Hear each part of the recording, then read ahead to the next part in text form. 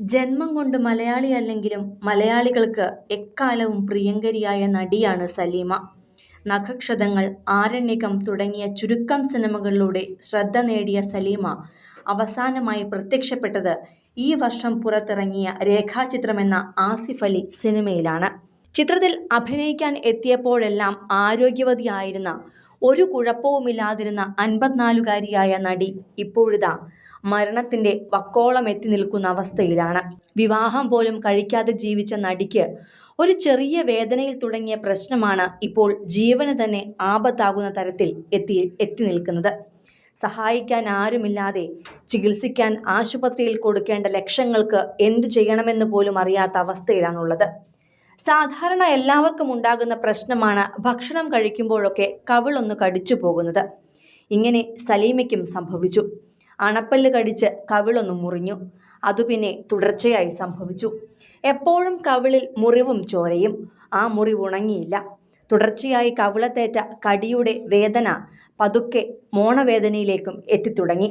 അപ്പോഴും കരുതിയത് പല്ലിന് കേടുവന്നതായിരിക്കുമെന്നാണ്.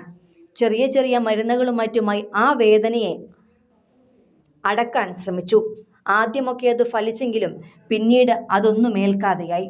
പതുക്കെ വേദന കഴുത്തിലേക്കും തുടങ്ങി.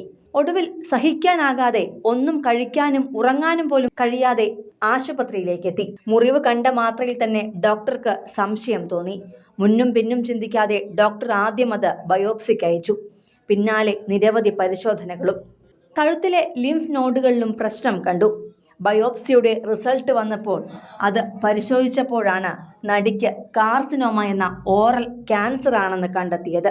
കഴുത്തിലെ ലിംഫ് നോഡുകളിലേക്കും രോഗം പടർന്നിരുന്നു. വിദഗ്ധ ചികിത്സയ്ക്കായി ചെന്നൈ അപ്പോളോ ആശുപത്രിയിൽ പ്രവേശിപ്പിച്ചിരിക്കുകയാണ് നടിയെ ഇപ്പോൾ.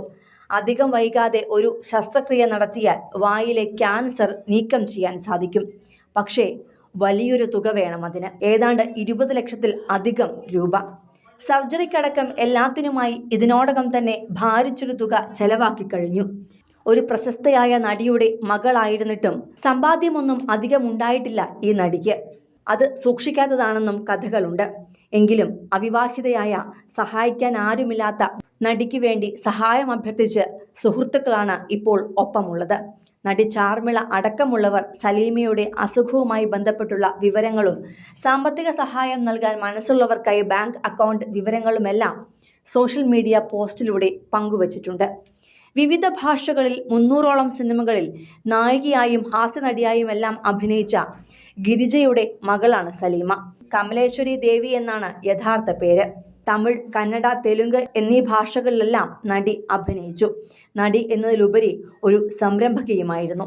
നടിയുടെ സിനിമ അരങ്ങേറ്റം തെലുങ്ക് സിനിമയായ മേഘസന്ദേശമായിരുന്നു. പിന്നീട് തമിഴിലും മലയാളത്തിലുമെല്ലാം എത്തി. നഖക്ഷതങ്ങളായിരുന്നു ആദ്യ മലയാള സിനിമ. അത് സൂപ്പർ ഹിറ്റായി. പിന്നീടാണ് ആരണ്യകം, മഹായാനം, വന്ദനം തുടങ്ങിയ സിനിമകൾ സലീമയുടെ കരിയറിൽ സംഭവിക്കുന്നത്. ശേഷം മലയാള സിനിമയിൽ സലീമയെ കണ്ടില്ല. ബിസിനസ്സുമായി ബന്ധപ്പെട്ട തിരക്കുകൾ കൊണ്ടും വ്യക്തിപരമായ ചില കാരണങ്ങൾ കൊണ്ടുമാണ് സിനിമയിൽ നിന്ന് മാറിയത്. ഒരു കാലത്ത് വളരെ വിലപിടിപ്പുള്ള താരമായിരുന്നിട്ടും സാമ്പത്തിക ഭദ്രത നടിക്കുണ്ടായിരുന്നില്ല. സിനിമ, ഫാഷൻ, ലൈഫ് സ്റ്റൈൽ വാർത്തകൾക്കായി മലയാളി ലൈഫ് സബ്സ്ക്രൈബ് ചെയ്യൂ. ലേറ്റസ്റ്റ് അപ്ഡേറ്റ്സിനായി ബെൽ ബട്ടണും അമർത്തൂ.